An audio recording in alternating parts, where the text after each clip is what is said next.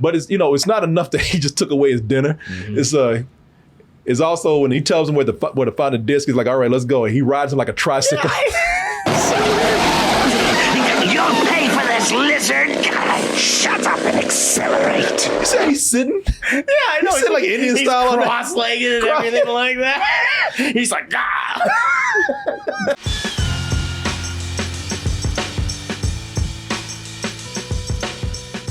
Today, we're going to be talking about the Retro Toon review and discussion for Beast Wars, or in Canada, known as Beasties. What about Beasties? The Beastly Transformers. Let's make sure I got on the right thing right here. Just in case you didn't know what you were watching, Beast Wars! I'm glad they reminded me by yelling at me. I had to test the sound to play this. Of course. Because when I had it on earlier. It had to be that clip, huh? That one. Because when I had it on earlier, it was.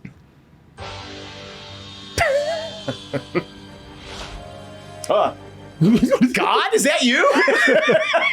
Is that God trying out for American Idol? I think so. Show me what you got.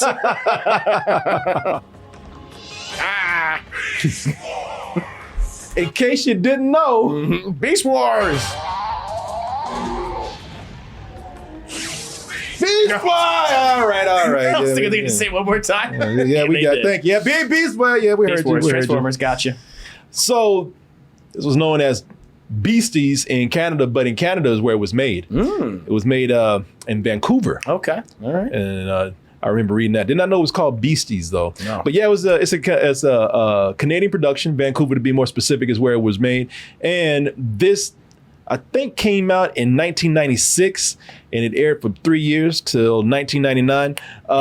So I'll just go ahead. I'm gonna jump ahead here and tell you why I did not watch this show. You didn't watch it? That you love something like this. You love that animation style.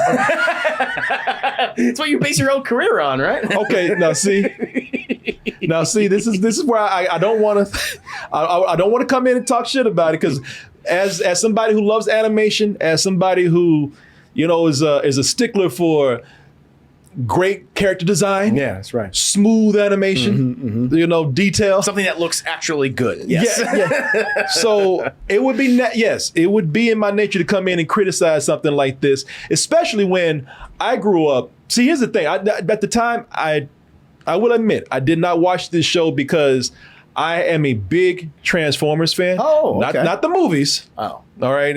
But OG fan. If I got to use those two letters, yes, the O to the G, my man. I grew up. I was there when the Transformers first premiered back in 1984. I think I was about 11 years old, and like every other kid out there, at least every other little boy out there, just immediately was in love with the concept.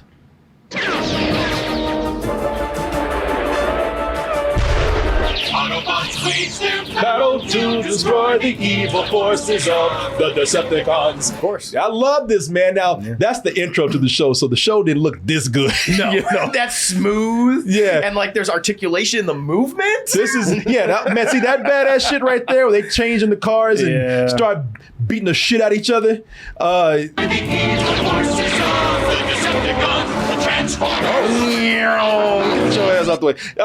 So the show was not as well animated as the intro. Oz and I had to talk about this. So this is when, first of all, these shows were commercials for toys. Of course. And it's the 80s. And if there was any show that was going to be a commercial for a toy, it might as well have been this one, because these were badass toys, man. Yep. I'm sure they were doing this in Japan like for 20 years before we got this. Of course. But, robots that turned into cars, first of all, but then turned into cassette decks and boom boxes and Hawks and Panthers. Well, the cassette decks and, the Walkmans, those are popular at the time. Of course they would turn into as those were things. Panthers and Hawks. Oh, yeah. Those have always been popular.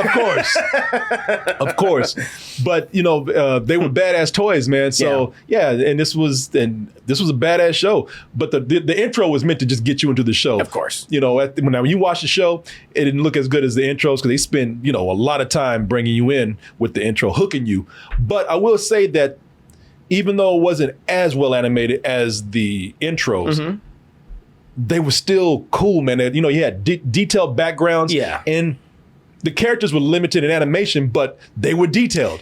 when you get right down to it, there was sort of this feel of still being handcrafted. Yes. You know, this is at the time when there were no computers to really, or maybe there were, but they weren't animating like they are today. Sure. You know, we weren't assisted by computers like we are today. Yeah, this was still hand drawn. This was still painted by hand. This was still animated by hand, and the backgrounds were painted. So this just felt like there was a hands-on approach to this. So, you know, watching Beast Wars, because I was around when it came on. I did go to it. And I was like, oh, a new Transformers show. Yeah. Now I wasn't even in college. I was an adult at the time. Right. But I still watched animation because I love animation. Of course. So watching this, it was like, all right, this looks very rigid. They look like the cheap toy knockoffs of Transformers. Sure. Yes. This is the Transmorphers. Yeah. Might as well be. You know, like this, all these were made in China, you know. Yeah. It's the knockoff, right? It has that look to it. Even though they were Transformers, but I do have to give this credit where credit is due. So this is 1996 when this came out. Right. Now, this is one of the first fully CG animated TV shows to come out. I guess so, yeah. Yeah, you had one before that I know of. Was it Reboot, which I watched as well. You had Reboot, but this is one of the early ones too. So I have to think about it, man. You know, considering that this is a TV show, and yes, the animation today, I'll even go as far as to say because we associate it with something like Asylum now. It looks like some people might say it looks like garbage. It's that style, yeah. But you have to think that this is 1996. This is just a year after one big groundbreaking film. It's a big one. Walt Disney Pictures presents a totally new animated motion picture event. No sign of intelligent life anywhere. Now, when you watch Toy Story, the animation's very dated. Of course, yeah. But that's the only reason why it looks even as good as it does back then is because it was Disney money or it was Pixar. It was the best they could do at the time with a big budget, relatively exactly. big budget. So, you know, looking at this show being one of the first fully CG animated shows out there, I have to look at it knowing that this was probably the best they could do at the time. They didn't have Disney money. They did not have this is the TV show too. Exactly. Yeah. True. So I have to go in and say, you know what, I be open-minded and understand that this was 1996.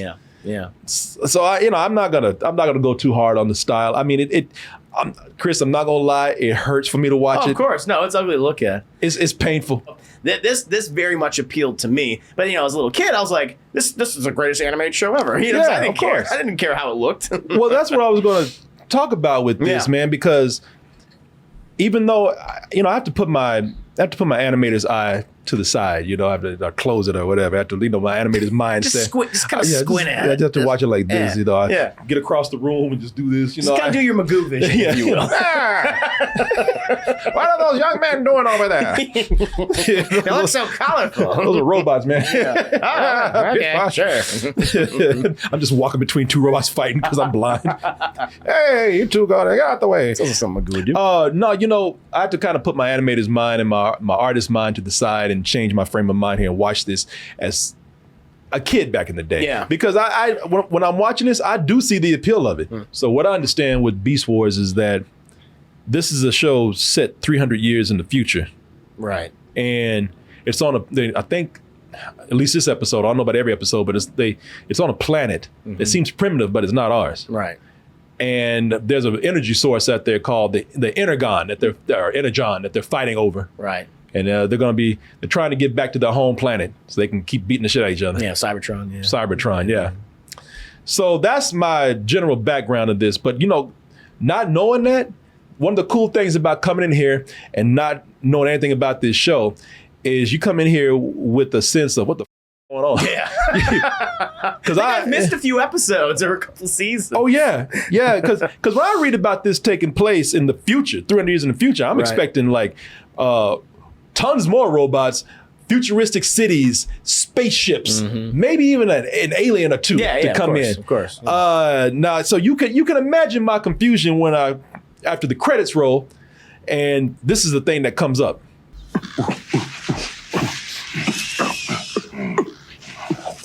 Okay, what is happening? Donkey Kong? Yeah. Oh, Donkey Kong said, "Don't do that to me." Donkey Kong said, "I don't look like that." Just We're better than that, right? damn skinny ass Bigfoots out here. Oh yeah. Oh my God, you're right. They do look like Bigfoots. It's the missing links. Yeah, it's Ape Man. Yeah. You know. Yeah. So that obviously it's not the case that we get anything futuristic here. This is very primitive that what we have going on. So, and Are you talking about the animation? You're talking about that. probably both. Which one? Yeah. A little bit of both. Okay, fair enough. But it is a cool opening though, because when it open up, all right, so they have this big lavish jungle that they're in, and with these two ape men for whatever reason they're doing here in a futuristic Transformers show, but while they're roaming around in the forest, I guess I don't know, taking shits or whatever they do, picking their butts, eating bugs out of their hair. That's what they do. That's what ape men do, right? Yeah. One's over here like picking his nose. This guy's taking a shit. So like, as ape men have a tendency to do about their day. So as they're over there minding their own business, get the back there, a snake crawls up. So I'm just thinking that this snake is just part of the jungle aesthetic as it's crawling up. Interesting. I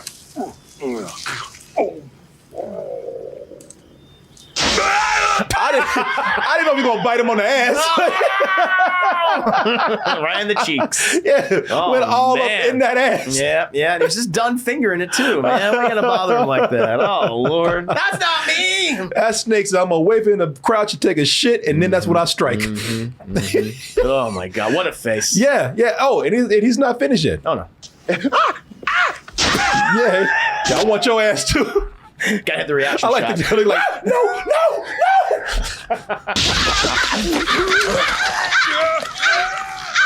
So apparently the snake came down, tore that ass up, man. I guess so. I guess it just ate him. I think he killed him. Yeah, I guess he poisoned him. Which, for a cold opening for like an animated, kid show, it's like, oh wow, damn, that's kind of dark. That's what I thought. Yeah. I was like, I don't know, and I know that they're gonna explain it in a little while, but I'm like, for whatever this is that's happening, that's kind of cool. Yeah, no, and considering it's a kids show, we open up to them, killing two ape dudes that were just trying to take a shit. Yeah, doing their thing, and then a snake eats them. Yeah. So I thought that was pretty cool, and I thought it was funny because again, just moving a little bit ahead, these poor ape dudes, man. No, it's rough. They don't catch a break at all. Yeah. They get messed with by everybody.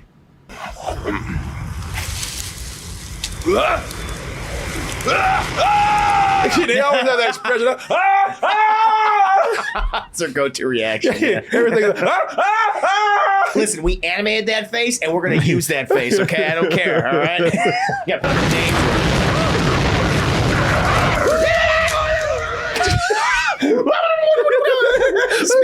Speaking mumbo jumbo the entire time. Although, to be fair, if I saw a flying T-Rex, I would probably sound the same as well. Start talking gibberish.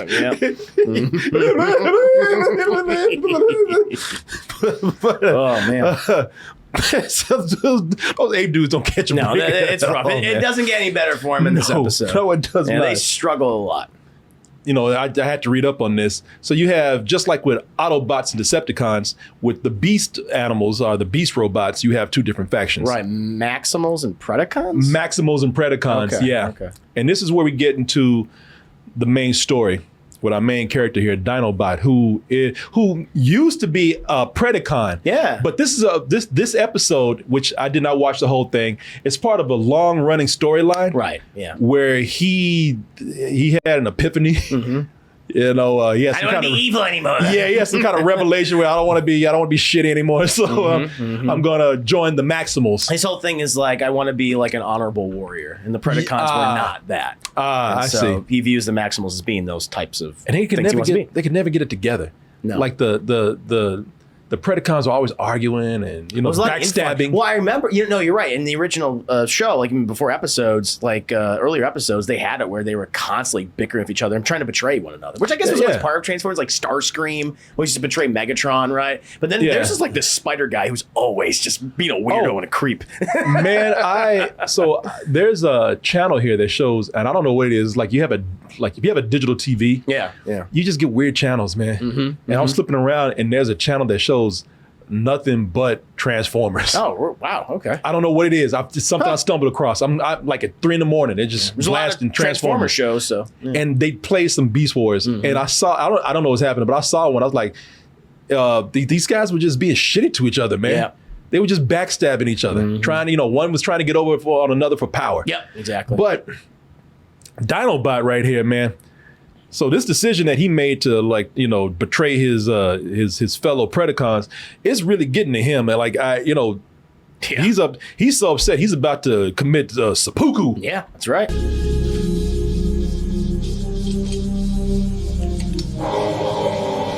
I can't do it. I can't do it. He's a bitch. I don't know, man. It looks like he just wants some alone time with his adult toy. Yeah, you okay. know? Unless he yanked his robot dick off or I something. might have done that too. I couldn't believe that because again, it's been so long since I watched And it. seppuku is where you commit suicide by Suicide. taking your sword and jabbing it into your stomach. Ritualistic suicide. I was like, wow, they're trying to open up with an attempted suicide in this children's animated show. I was like, Yeah. wow, okay, I appreciate that. Yeah, apparently honor is everything To him. and that's why he quit the other group. But again, honor also means not betraying those that you Right. promised to serve. So he's conflicted, which this is pretty badass for It a is. kid show, It's man. cool. I So like he's it. so conflicted that this show opens up with him about to kill himself by stabbing himself in the stomach. And I thought, damn, that's kind of deep. I like that. It seems even more mature than anything from like the original Transformers stuff Yeah. that I've seen. So No, like, that wow. I was like, all right, cool. That's pretty ambitious for a kid's show. Yep. And you cut to more Transformers because I'm ready to hear what their stories are. Yeah. Since they're cutting to them, and they start talking, I'm just like, I don't know. Remember that transwarp cell explosion? That's us. Okay, stupid question. Anyway, I'm like, no, it's not. No, don't, please. tell I want to hear this. Well, what's his name? I forget. I don't know if he's Optimus or something, but he's like, of course I know. Yeah, like, I mean, what do obviously. you think, stupid ass? He didn't know. He didn't know. No. And I'm like, I don't know. Come Yeah, back, please. explain, Tell me. please. its path. The temporal wavefront is moving into the future at an accelerated rate. It'll reach Cybertron in approximately Okay, I have no idea what you're talking about, but sure. Sci-fi sure. mumbo jumbo. Yeah. You talking that beastie jargon now. I don't know what you're saying, but all right, cool. I'll try to hang on as long as I can. So as I said, Dinobot, since he betrayed his group, the Predacons, he's been accepted, I believe, by most of the Maximals here, the good guys. Most of them. except for one, a dude named Rat Trap. What a name. Who looks like a rat and actually talks like talks like I think what a rat would talk like or speak like if he could speak. Sure. Yeah, it's funny. Not much changes around here. Except maybe the occasional allegiance. Ooh, what did you just say? Oh, wow. And by the way, if you ask me what I want to know what a rat sounds like if they could talk, they sound like for some reason every rat sounds like they're from Brooklyn to me. Yeah, or New Jersey. or something like that. Mojo, you don't shut up. I'll transform your ass. Yeah. I kind of like that because he's been accepted, but Rat Trap is just like, nah, you ain't fooling me, Nah, man. man, no. You're a villain, always a villain. Yeah, once That's an how it asshole, is. always an asshole. That's I know right. you probably in here just trying to get secrets or spy on us. They might be falling for your bullshit, but not me. I get the impression that Rat Trap is like the lowest in the pecking order, and he's just like, okay, finally I have someone that's lower than me, and I'm going to capitalize this opportunity and just talk shit to this guy as much as I can. Oh yeah, and then, of course, this is turning into like high school stuff. Yes, with them yes, now. it is, yeah. Like these are just two chicks in the hallway, just kind of just going at it because Catty. they really do start getting petty with each other. I don't need to explain my actions to you. Go ahead, Roland. Push it 1 more inch. Now, you figure that a robot that turns into a dinosaur could take on a robot that turns into a rat. Yeah, I think so. Your ass out the window. Oh, good heavens! Oh! You didn't tell me we were going to get physical. I think he could have whooped his ass, but he's like, Yeah. you know what? I got a good thing going here. If I start a fight with him, they're gonna kick me out, and then I got nowhere to go. No, that's the thing. Like, no matter what happens, he'll be the one that gets the blame, and Yeah. he's the lowest in the pecking order right And now. plus, Rat Trap is like Joe Pesci, man. he is Joe Pesci. Yeah, he has a Napoleon complex. He's so little. He's so short. Yeah. He's kind of got a chip on the shoulder because he's got something to prove. So this is what I thought was funny. because when you have whenever something happens, with Dinobot, whenever he has to whenever he gets into a conflict with himself, an inner conflict with himself, or he gets pushed around by a rat robot, he always goes off and just starts doing it like these little soliloquies. Of course, yeah. Just starts talking to himself. Yeah, monologue. Monologuing, but it really is almost poetic the way he talks. The rodent's words give off the stench of truth. Is mine already come? I mean, Wow. It's kind of deep. Yeah. I was like, wow. He's a poet. He's like, do I really look like that? Oh God, I'm hideous. No wonder no one likes me. He's got a deep, man. No, he's opening his soul. He just starts doing kind of slam poetry in a way whenever somebody does him wrong. Yes. Yeah. Yeah. No, he's sensitive. But hey, at least at that moment, he's when he starts feeling bad, then he's kind of hides within himself. And that's when he turns into like a robot. I'm sorry, not just a robot. He is a robot. He turns into a dinosaur. Right, Velociraptor. Either once done cannot be undone. And you know what? I'm listening. I'm like up to this point, like between when you have him doing these soliloquies, which are just again cartoon monologues. Yeah. But even with the funny voices, I really did like the dialogue between those two, man. Yeah, no, it's fun. They have a cool rapport. It's going in this episode, I mean, relatively blind because I haven't seen this in 20 years. It's like, okay, these two got history. And I kind of like that. It's like, they have a relationship and it's not a friendly one. No. And so it's like, okay, all right. It's not just, generic cartoon babble. It's just they clearly have like some sort of a relationship. I can see now why this show was so popular. With people, especially with kids at the time. Yeah. Because even though the animation looks dated to me, for kids who were watching this at the time, that was amazing. You see these other robot animals, and they were clearly designed to look like toys. Yeah. They were clearly designed to look like cool toys that change into animals. Like one is a crab. Yep. And the only reason why I can think the one is a crab is because, in robot form, a crab looks cool. Mm-hmm. Cat Patrol to bot base. Crab legs and crabby. All you can eat. We heard that. We heard you. Get your ass. Come down here and say that shit. And I can, and again, I can see why this show was a hit with these robots that look cool and everything. I mean, listen, they got a Velociraptor with a gun. That's awesome. Cheeto to anybody, come in. Listen, you get a Velociraptor with a gun. Of course, kids are gonna love that. I mean, that's so cool. He's constantly he's constantly picking up shoelaces. Hey, man, they go from opening doors to holding guns. Yeah. Hey, Jurassic Park, Jurassic World, never had a Velociraptor with a gun. Man, they could have though. They watched the show. They knew. Only Steven Spielberg knew. Exactly. You want that? You got to go to Beasties. Mm-hmm. With the show, they push it to a disturbing level. Mm-hmm. Because you're talking about the robot that turns into a spider. Yeah. Like you got this. Because you have some of these robots that eat meat. Yeah, it's weird. And they capture their prey like the animals that they're designed to look like.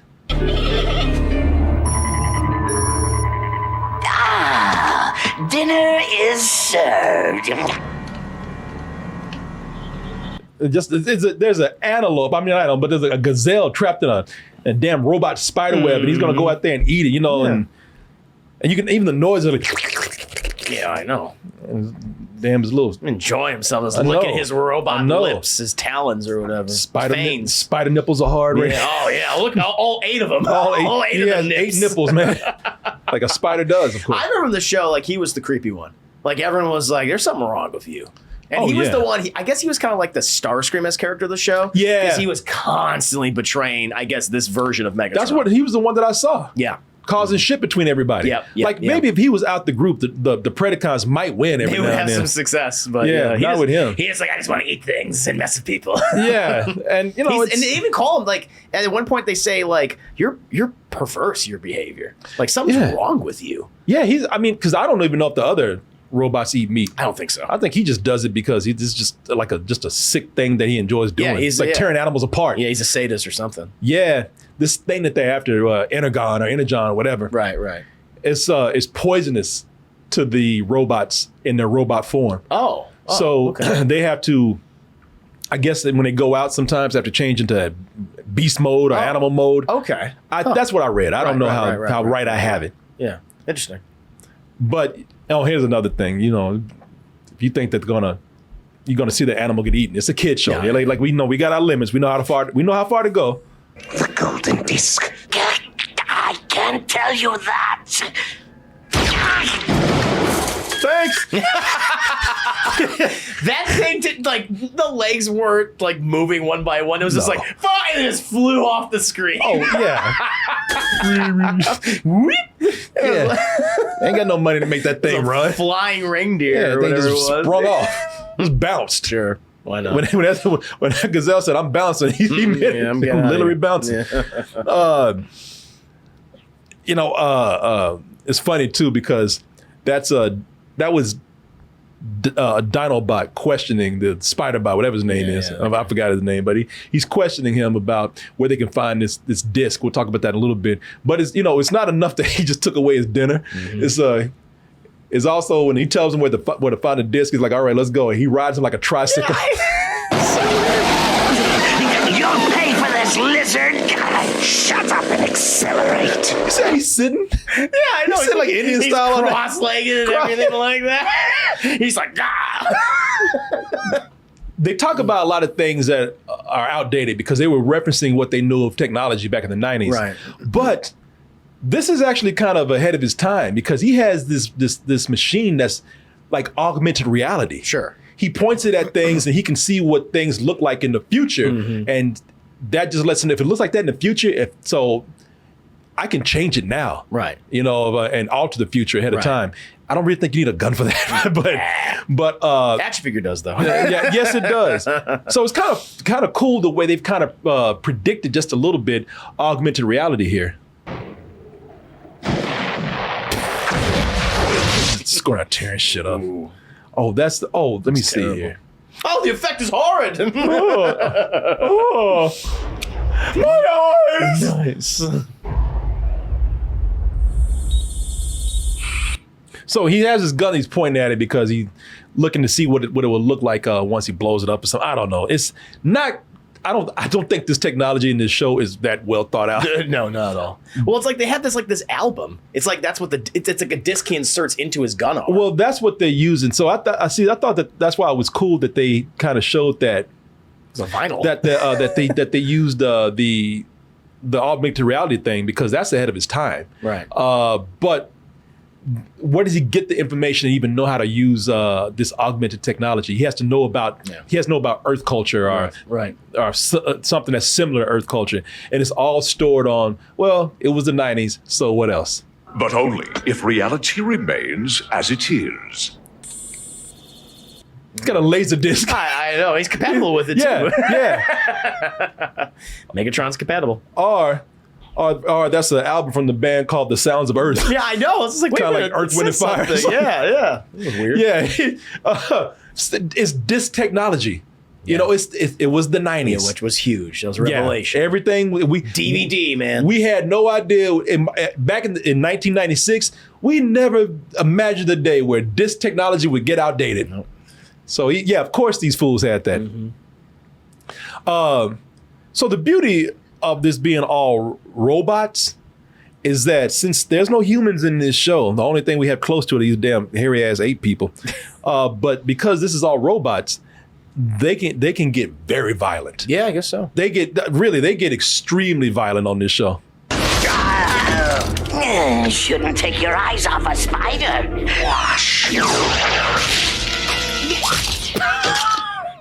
That was just twitching. See, now there's a lesson to be learned here for the characters in this show. Don't talk shit. No. Because every time you do, you get your ass handed to you. Mm-hmm. You'll get examples of this very much as we progress in this conversation right here. But even though it's robots, man, I am still surprised at the level of violence that they went to. I mean, they dismember them, they squash them. I mean, they explode in violent ways. Like, Yeah. I was kind of shocked, but I'm like, they were probably able to get all this past the censor because they would just say, it's robots, they can come back. Yeah, they you can come they're back at any fine. time. You just repair them. So There's no they're blood. alive. Yeah, exactly. Hey, robots' limbs, they come off anyway. They detach. But they mess up a lot of these characters. Okay, so after that scene right there, once they squished that spider robot, they're like, oh, it's on. From that moment, it's nothing but death and destruction. Yeah. Like, Dinobot loses it. He goes postal. yeah. Gay Megatron. Yeah. Gay Megatron comes down and Gigatron. Gayatron.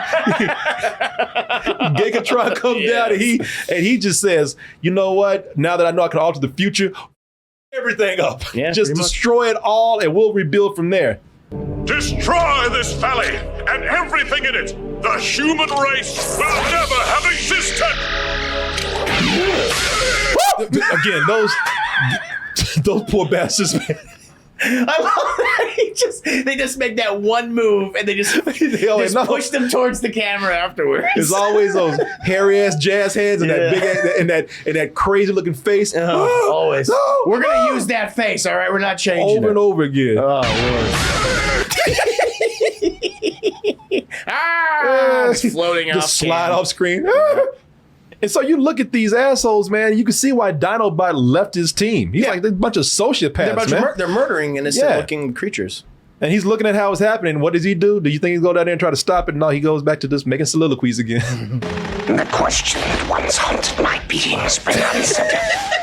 My choices are my own. And yet... He's like, will you shut up and help me, man? Help us, come down here! My wife is dead!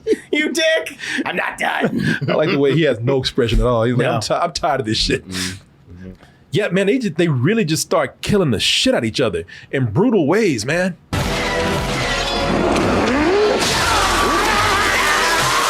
Like, then it doesn't stop. So good. Yeah. You can tell that these guys right here, man, they're having a ball. When they say that we can get violent with it and start chopping up these bodies in a kid's show, oh man, they start getting Schwarzenegger with it. Yeah, like they again, it's like almost at an itchy and scratchy level, man. They start piling the violence on like that. It's not enough for that one robot to get like cut in half. Like he's getting shot and everything. Oh yeah, you know? Yeah. Yeah, like we're on Paul Verhoeven level now of violence right very here. much so. Yeah.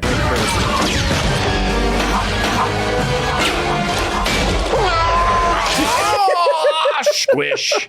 Smushed him. I love that the first big showdown that Dinobot has, because I don't know this character's name, but it's with a robot that talks like Woody, but not like Woody, like Woody when he comes alive when Andy's gone. It's like the toy. There's a snake in my boots. He has a Western accent. Yeah, I don't know where it came from. Yeah, cowboy accent. Yeah.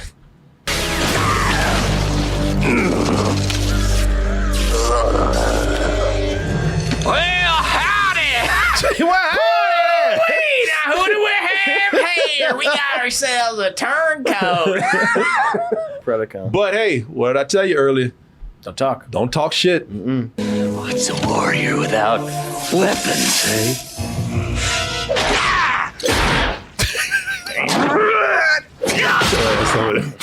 Joe racist ass over there. Ass is sticking up. Yeah. Crab ass. Man, crab ass. He has a crab for an ass. You see this? Yeah, even though he's a snake. Oh, weird. Yeah. I don't know. Who is that character? Do you know? I don't know.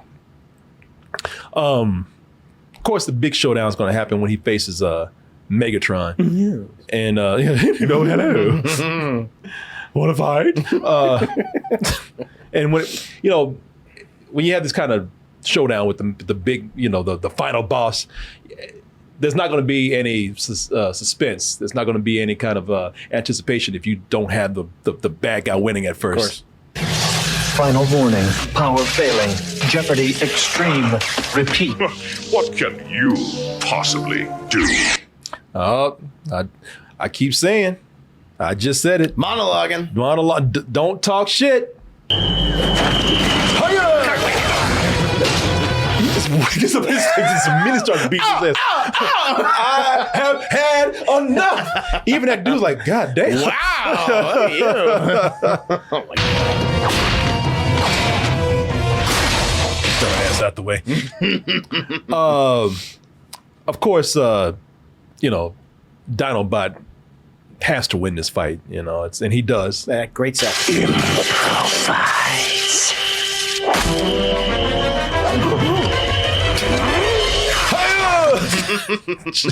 Talking that shit, told you. Yeah.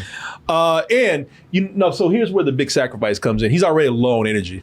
Yeah, and he beat Megatron. He beat a lot of the Gigatron, the Gigatron, and all the Predacons too. Yeah, he did. So now he's low on energy, and I'm not sure, but I think he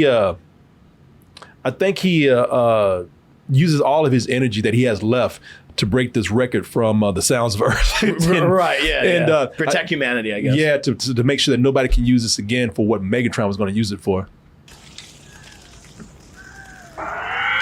I hate this band.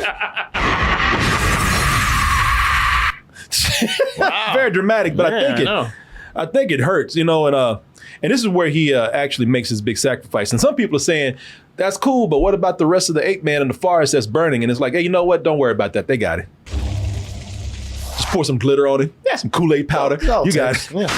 There you go. Like nothing ever happened. Nah, that's fine. Trees ain't burned. Everything's back to like it was. There you go. It's too expensive to make any changes. Come on. Of course. Make it a little darker. Move this thing along. Yeah, come on.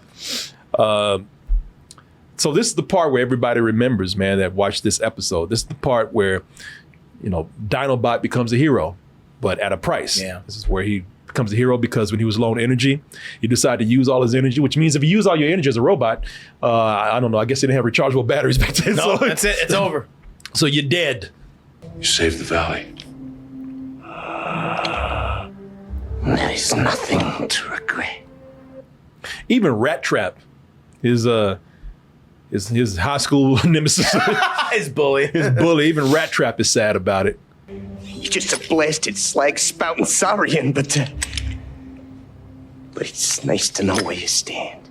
Oh, and then he dies. What the hell is that? Shit, it's a bomb. Oh, he betrayed us. He planned this the whole time. Yes. If I'm going, you're coming with me. Salute. I'll give him the salute. Yeah, he sacrificed himself for a good cause. And just in case you thought that he was coming back or, he'll be all right. Nah, they want you to know he's dead. He's dead. They cremate the body. Mm-hmm. No, wait a minute. I'm fine. You know, and that's the end of Dinobot, but it's not the end of the show. I thought it was kind of cool the way they brought it full circle. Yeah. Because at the beginning of the show, if you remember, we talked about how the two ape dudes died by getting bitten in the ass by a snake. Mm-hmm. But you saw this little detail right here where you have Dinobot who beat Megatron by improvising, as he said. Improvise.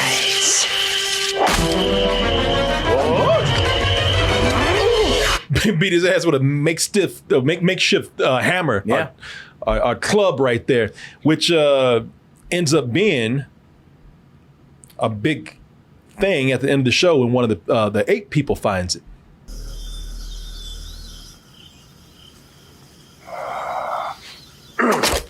So it's a tool, but also it's a weapon.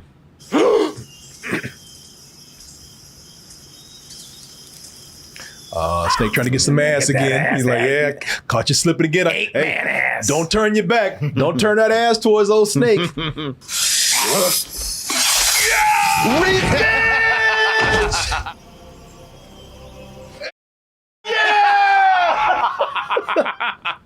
And that story is taught in schools to this day. Thank you, our Lord Savior, Dinobot.